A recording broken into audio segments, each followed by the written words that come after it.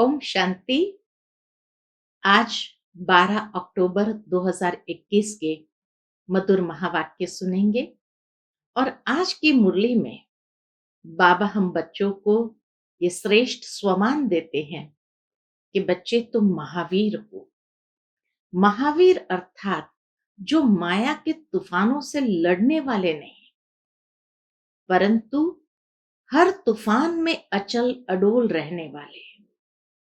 बाबा कहे बातें तो आती रहेगी। ब्रह्मा बाबा के सामने भी अनेक बातें आई, लेकिन ब्रह्मा बाबा को किसी भी बात में रंज नहीं हुआ, क्योंकि बाबा को ये नशा था कि सतयुगी स्वराज्य का वर्षा लेना है। और इस नशे से हर बात को यही समझा, नथिंग न्यू। तो कोई भी बात बाबा को हिला नहीं सकी। तो बाबा कहे ऐसे ही तुम्हें भी नशा रहना चाहिए और नथिंग न्यू ये पाठ को पक्का रखना चाहिए।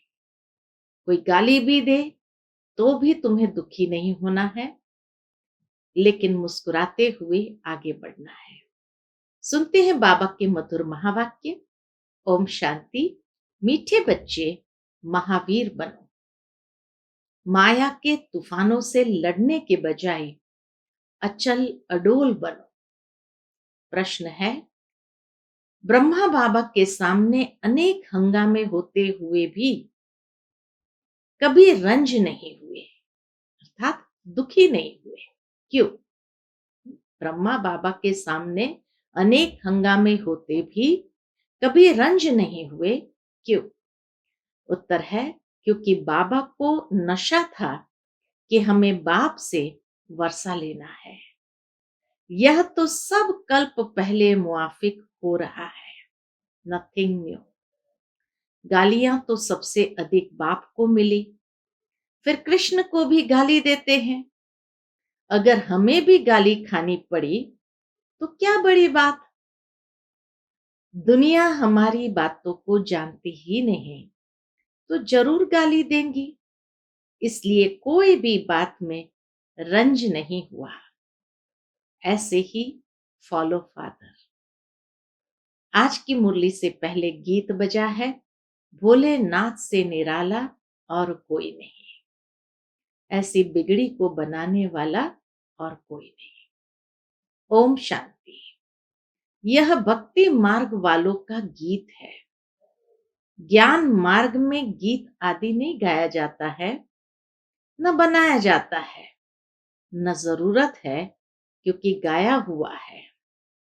बाप से सेकंड में जीवन मुक्ति का वर्षा मिलता है। सेकंड में जहां जीवन मुक्ति का वर्षा मिलता है, तो बाबा कहे हमें कोई गीत गाने की आवश्यकता नहीं, उसमें गीत आदि की कोई बात ही नहीं। तुम जानते हो हमें बेहद के बाप से बेहद का वर्षा मिलता है। जो भक्ति मार्ग की रस्म रिवाज है वह इसमें नहीं आ सकती। जो भक्ति मार्ग की रस्म रिवाज है वो ज्ञान मार्ग में नहीं आ सकती। बच्चे कविता आदि बनाते हैं, वह भी औरों को सुनाने के लिए। वह भी जब तक तुम नहीं समझाओ तब तक कोई समझ न सके। उन कविताओं का भावार्थ भी कोई समझ न सके।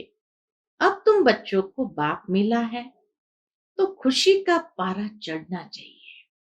बाप ने 84 जन्म के चक्र का नॉलेज भी सुनाया। बाबा ने आकर हमें 84 जन्मों का चक्र का नॉलेज भी सुनाया है। खुशी होनी चाहिए कि अभी हम स्वदर्शन चक्रधारी बने हैं, बाप से विष्णुपुरी के मालिक बन रहे हैं। निश्चय बुद्धि ही विजयंती। जिसको निश्चय होता वह सतयुग में जाएंगे ही। तो बच्चों को सदैव खुशी रहनी चाहिए। Follow father. बच्चे जानते हैं निराकार बाबा जब से इस तन में प्रवेश हुआ है तो इनके पास भी बड़े हंगामे हुए। ब्रह्मा बाबा के पास भी बड़े हंगामे हुए, भाइयों के झगड़े, शहर के झगड़े, सारे सिंध के झगड़े चले। बच्चे बड़े हुए कहेंगे जल्दी शादी करो, शादी बिगर काम कैसे चलेगा।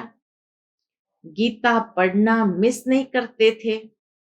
जब मालूम पड़ा, बाबा को जब मालूम पड़ गया कि गीता का भगवान शिव है, तो वह गीता पढ़ना छूट गई। फिर नशा चढ़ गया कि हम तो विश्व के मालिक बनते हैं, यह तो शिव भगवान वाच है। तो उस गीता को छोड़ दिया और फिर पवित्रता पर बड़ा हंगामा हुआ। भाई, काके, चाचे आदि कितने थे। इसमें बहादुरी चाहिए ना। बाबा के अंदर वो बहादुरी थी कि सारे शहर वाले खिलाफ हो गए, सारे सिंध में क्या, अखबारों में पढ़ करके विदेश तक बातें चली गई, लेकिन बाबा अपने उससे हटे नहीं, अपनी दृढ़ता से हटे नहीं।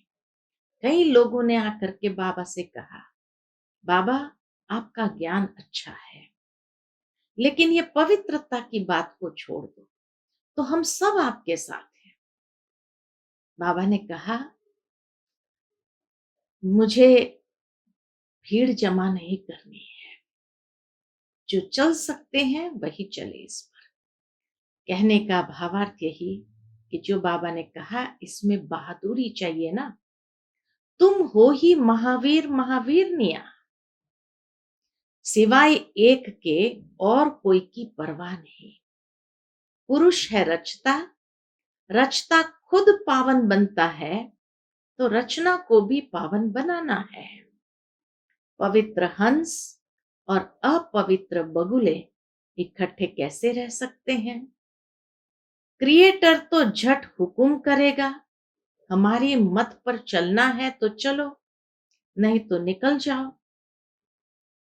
तुमको पता है, लौकिक बच्ची शादी की हुई थी, उनको मिला ज्ञान तो बोला वाह। बाबा कहे, लौकिक बच्ची की शादी हुई थी, उनको मिला ज्ञान तो बोले वाह। बाप कहते पवित्र बनो, तो हम क्यों नहीं बनेंगे। निर्मल शांता दादी की बात बाबा कह रहे हैं, क्योंकि उन्हीं दिनों में निर्मल शांता दादी की शादी हुई थी और फिर उनको ज्ञान मिला तो बोले वाह। बाप कहते पवित्र बनो, तो हम क्यों नहीं बनेंगे। जवाब दे दिया पति को कि हम विष नहीं देंगे। बस इस बात पर ही बहुतों का झगड़ा चला। बड़े बड़े घरों से बच्चियां निकल आई, कोई भी परवाह नहीं की। बाबा सारी आरंभ की यज्ञ हिस्ट्री सुनाते हैं, कोई भी परवाह नहीं की। जिनकी तकदीर में नहीं है तो समझ भी नहीं सके। पवित्र रहना है तो रहो, नहीं तो जाकर अपना प्रबंध करो। कह दिया और सोचा कि पता नहीं डर जाएंगी, कहाँ जाएंगी, तो वापस आ जाएंगे। तो इसीलिए कहा पवित्र रहना है तो रहो, नहीं तो अपना जाकर प्रबंध करो, है ना। इतनी हिम्मत भी तो चाहिए ना। बाप के सामने कितने हंगामे हुए। बाबा को कभी रंज हुआ देखा, दुखी होते हुए देखा। अमेरिका तक अखबारों में निकल गया, नथिंग न्यू। यह तो कल्प पहले मुआफिक होता है, इसमें डरने की बात क्या है। बाबा कहे, इसमें डरने की बात क्या है। हमको तो अपने बाप से वर्षा लेना है, अपनी रचना को बचाना है। बाप जानते हैं सारी क्रिएशन इस समय पतित है, मुझे ही सबको पावन बनाना है। बाप को ही सब कहते हैं, हे पतित पावन लिबरेटर आओ। तो उनको ही तरस पड़ता है, रहमदिल है ना। तो बाप समझाते हैं कि बच्चे, कोई भी बात में डरो मत। डरने से इतना ऊंच पद पा नहीं सकेंगे। अत्याचार माताओं पर ही होते हैं, यह भी निशानी है। द्रौपदी को नंगन करते हैं, बाप 21 जन्मों के लिए नंगन होने से बचाते हैं। दुनिया इन बातों को नहीं जानती है। सदगति दाता तो मैं हूं ना। जब तक मनुष्य दुर्गति को न पाए तब तक मैं कैसे आकर सदगति दूं। तो दुनिया जब बहुत दुर्गति में चली जाती है तभी तो बाबा आकर के सदगति देते हैं। पतित तमो प्रधान सृष्टि भी बननी है। हर चीज नई से पुरानी जरूर होती है। पुराने घर को छोड़ना ही पड़ता है। नई दुनिया गोल्डन एज, पुरानी दुनिया आयरन एज। सदैव नई तो रह न सके, कोई भी चीज सदैव नई तो रह न सके। तुम बच्चे जानते हो ये सृष्टि का चक्र है। देवी देवताओं का राज्य फिर से स्थापन हो रहा है। बाप कहते हैं फिर से तुमको गीता ज्ञान सुनाता हूं। यहां रावण राज्य में दुख है। राम राज्य किसको कहा जाता है यह भी किसको पता नहीं और समझते भी नहीं है। बाप कहते हैं मैं स्वर्ग अथवा राम राज्य की स्थापना करने आया हूं। तुम बच्चों ने अनेक बार राज्य लिया और फिर गंवाया है। यह सबकी बुद्धि में है। 21 जन्म सतयुग में रहते हैं, उसको कहा जाता है 21 पीढ़ी। अर्थात जब बूढ़े होते हैं तब शरीर छोड़ते हैं। तो 21 पीढ़ी का सुख है। अकाले मृत्यु कभी होती नहीं। अब तुम जैसे त्रिकालदर्शी बन गए हो। अभी तुम जानते हो हम जन्म जन्मांतर भक्ति करते हैं। रावण राज्य में भी भपका देखो कितना है। पुरानी दुनिया है तो बाबा कहे भपका देखो कितना है। यह है पिछाड़ी का भपका। राम राज्य सतयुग में होगा। वहां यह विमान आदि सब थे, फिर यह सब गुम हो गए। फिर इस समय यह सब निकले हैं। अभी यह सब सीख रहे हैं। जो सीखने वाले हैं वह संस्कार ले जाएंगे। बाबा कहे जो सीखने वाले हैं वह संस्कार ले जाएंगे, फिर आकर वहां विमान बनाएंगे। यह तुमको भविष्य में सुख देने वाले हैं। यह विमान आदि भारतवासी भी बना सकते हैं, कोई नई बात नहीं। अक्लमंद तो है ना, भारतवासी भी अक्लमंद तो है ना। यह साइंस तुमको फिर काम आएगी। अभी यह साइंस दुख के लिए है, फिर वहां सुख के लिए होगी। वहां तो हर चीज नई होगी। अभी तो नई दुनिया की स्थापना हो रही है। बाप ही नई दुनिया की राजधानी स्थापन कर रहे हैं। तो बच्चों को महावीर बनना है। दुनिया में यह कोई थोड़ी जानते हैं कि भगवान आया हुआ है। बाप कहते हैं गृहस्थ व्यवहार में रहते कमल फूल समान पवित्र रहो। इसमें डरने की बात नहीं। करके गाली देंगे, क्या करेंगे और करके गाली देंगे। गाली इनको भी बहुत दी है। ब्रह्मा बाबा को भी गाली बहुत दी है। कृष्ण ने गाली खाई ऐसा दिखाते हैं। अब कृष्ण तो गाली खा न सके। गाली तो कलयुग में खाते हैं। तुम्हारा रूप जो अभी है फिर कल्प बाद इसी समय होगा। बीच में हो न सके। ये स्वरूप बीच में हो न सके। जन्म बाय जन्म फीचर्स बदलते जाते हैं। एक आत्मा को 84 जन्म में एक जैसे फीचर्स मिल न सके। सतो रजो तमो में आते जाते हैं। फीचर्स बदलते जाते क्योंकि स्टेज भी बदलती है। जो सतो प्रधान अवस्था होती है तो नेचुरल है, वहां के फीचर्स भी एकदम डिवाइन होते हैं, दिव्य होते हैं। फिर रजो प्रधान में फीचर्स वैसे होते हैं। फिर तमो प्रधान के फीचर्स अलग हो जाते हैं, एकदम इम्प्योर हो जाते हैं। तो इसीलिए बाबा कहे फीचर्स बदलते जाते हैं। यह ड्रामा बना हुआ है। 84 जन्मों में जो फीचर्स वाले जन्म लिए हैं वही लेंगे। 84 जन्म में जो फीचर्स वाले जन्म लिए हैं वही लेंगे। अब तुम जानते हो इनके फीचर्स बदल दूसरे जन्म में ये लक्ष्मी नारायण हो जाएंगे। ब्रह्मा सरस्वती के जो फीचर्स हैं अभी, वो फिर सतयुग में बदल करके लक्ष्मी नारायण के हो जाएंगे। तुम्हारी बुद्धि का ताला अब खुला है। अब यह है नई बात।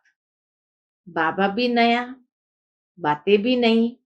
ये बातें किसकी समझ में जल्दी नहीं आएंगी। जब तकदीर में हो तब कुछ समझे। महावीर कोई तूफान से डरेंगे नहीं। वह अवस्था पिछाड़ी में होनी है। इसलिए गाया हुआ है, अतीन्द्रिय सुख पूछना हो तो गोप गोपियों से पूछो। बाप आए ही है तुम बच्चों को स्वर्ग के लायक बनाने।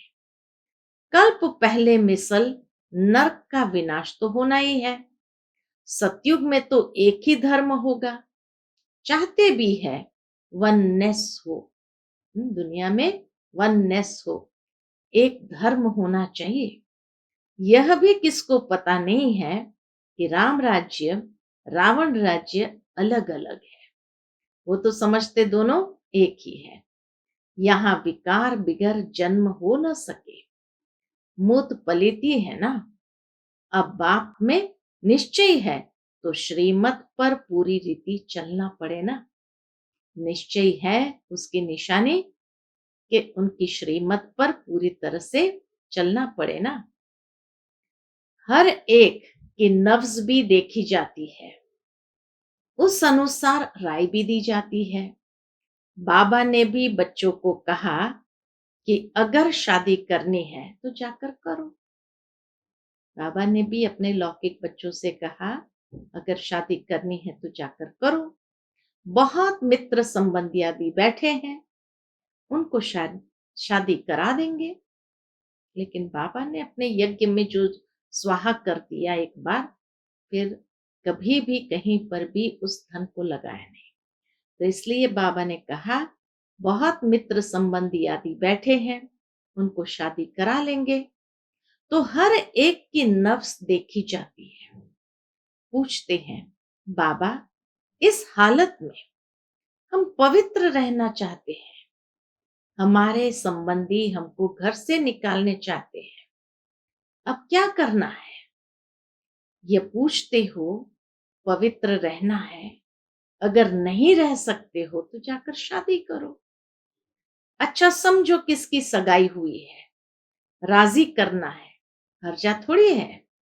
हथियाला जब बांधते हैं तो भी कहते हैं यह तुम्हारा पति गुरु है। अच्छा उस समय तुम उनसे लिखवाते जाना। बाबा कहे उस समय तुम उनसे लिखवाते जाना।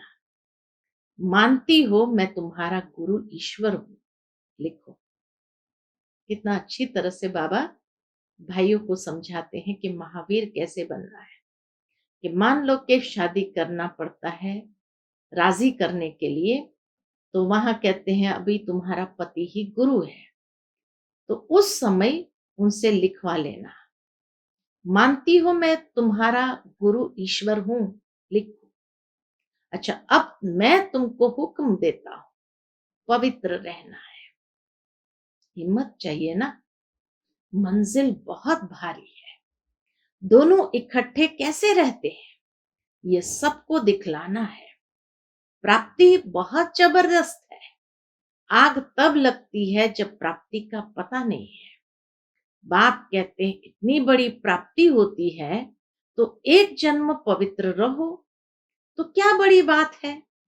हम तुम्हारा पति ईश्वर है, हमारी आज्ञा पर पवित्र रहना पड़ेगा। बाप युक्तियां बता देते हैं।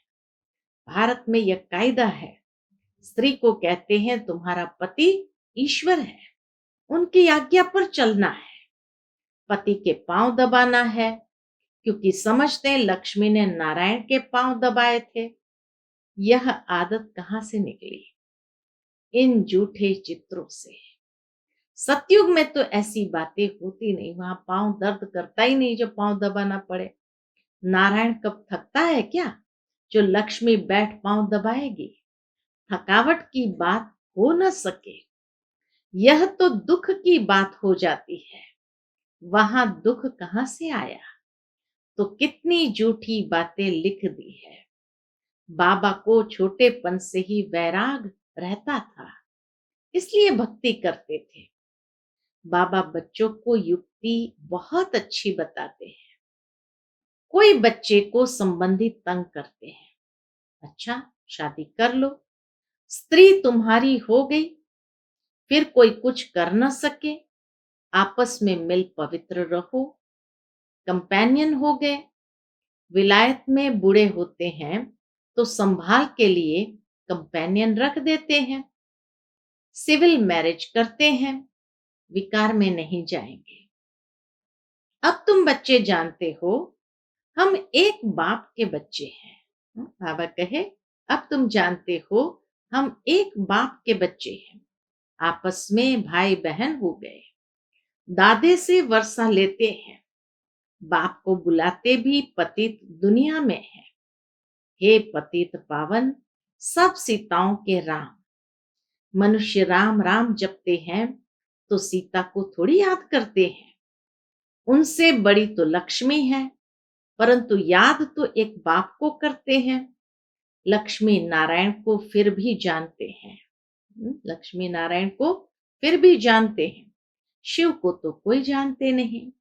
आत्मा बिंदी है तो आत्माओं का बाप भी बिंदी होगा ना।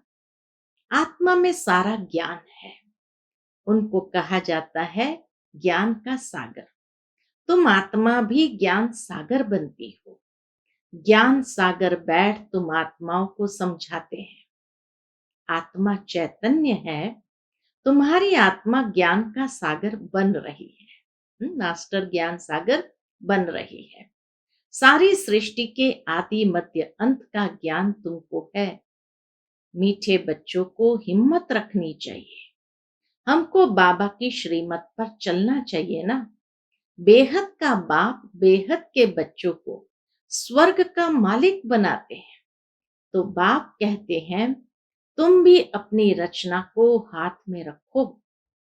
अगर बच्चा तुम्हारी आज्ञा नहीं मानता है तो बच्चा बच्चा नहीं, वह तो कपूत ठहरा। आज्ञाकारी फरमानबरदार बच्चा हो तो वर्षे का हकदार बन सकता है। बेहद का बाप भी कहते हैं मेरी श्रीमत पर चलेंगे तो तुम ऐसे श्रेष्ठ बनेंगे। तो बाबा के भी हमें सपूत बच्चे बनना है, नहीं तो प्रजा में चले जाएंगे। बाप तुमको नर से नारायण बनाने आए हैं। यह है सच्ची सत्य नारायण की कथा।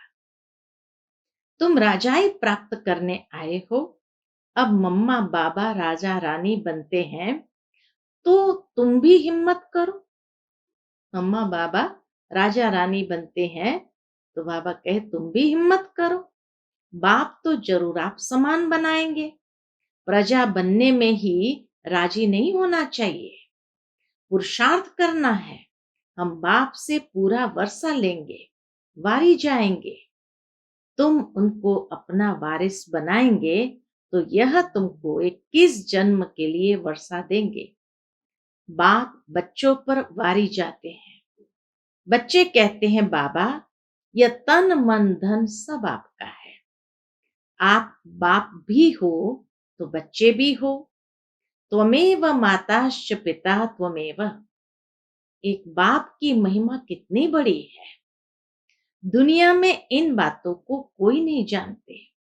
भारत की ही सारी बात है।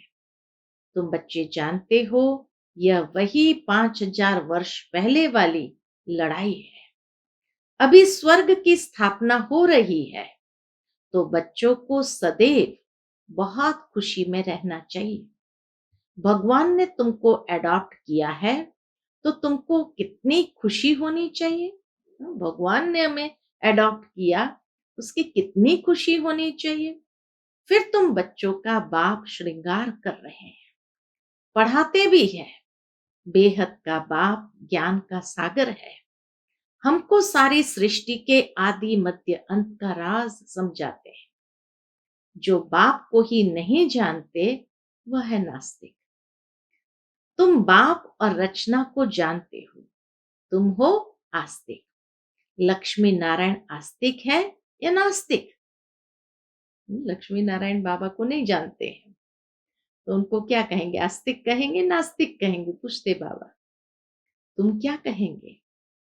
तुम खुद कहते हो सतयुग में परमात्मा को कोई याद नहीं करते हैं, वहां है सुख, तो सुख में परमात्मा के सिमरण करते नहीं।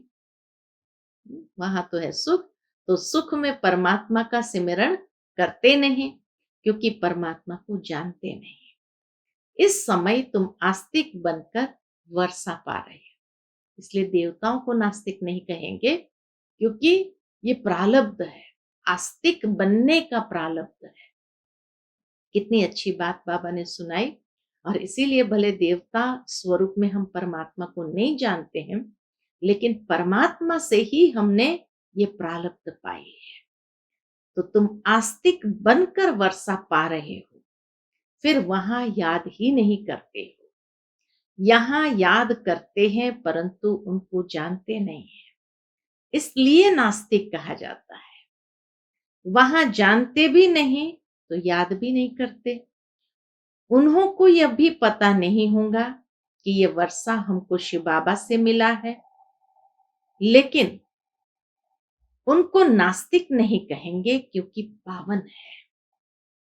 तो वहां प्रारब्ध है, आस्तिक पने का प्रारब्ध है। दूसरा बाबा ने कारण बताया, न जानते हैं न याद करते हैं। और तीसरा, उनको नास्तिक नहीं कहेंगे क्योंकि पावन है। अच्छा, मीठे मीठे सिकिलते बच्चों प्रति माता पिता बाप दादा का याद प्यार और गुड मॉर्निंग। रूहानी बाप की रूहानी बच्चों को नमस्ते। हम सब रूहानी बच्चों की रूहानी माता पिता बाप दादा को याद प्यार, गुड मॉर्निंग और नमस्ते। नमस्ते। शुक्रिया बाबा, शुक्रिया। धारणा के लिए मुख्य सार है। पहली पॉइंट, श्रीमत पर चलने की पूरी पूरी हिम्मत रखनी है। किसी भी बात में डरना व रंज यानी नाराज नहीं होना है। दूसरी पॉइंट, अपनी रचना अपने हाथ में रखनी है, उन्हें विकारों से बचाना है, पावन बनने की राय देनी है। आज का बाबा का मधुर वरदान हम बच्चों के प्रति, शरीर को ईश्वरीय सेवा के लिए अमानत समझकर कार्य में लगाने वाले नष्टो मोहा भव। शरीर को ईश्वरीय सेवा के लिए अमानत समझकर कार्य में लगाने वाले नष्टो मोहा भव। जैसे कोई की अमानत होती है तो अमानत में अपनापन नहीं होता, ममता भी नहीं होती है। तो यह शरीर भी ईश्वरीय सेवा के लिए एक अमानत है। यह अमानत रूहानी बाप ने दी है तो जरूर रूहानी बाप की याद रहेगी। अमानत समझने से रूहानियत आएगी, अपनेपन की ममता नहीं रहेगी। यही सहज उपाय है निरंतर योगी नष्टो मोहा बनने का। तो अब रूहानियत की स्थिति को प्रत्यक्ष करो। आज का स्लोगन है, वानप्रस्थ स्थिति में जाना है तो दृष्टि वृत्ति में भी पवित्रता को अंडरलाइन करो। वानप्रस्थ स्थिति में जाना है तो दृष्टि वृत्ति में भी पवित्रता को अंडरलाइन करो। अच्छा, ओम शांति।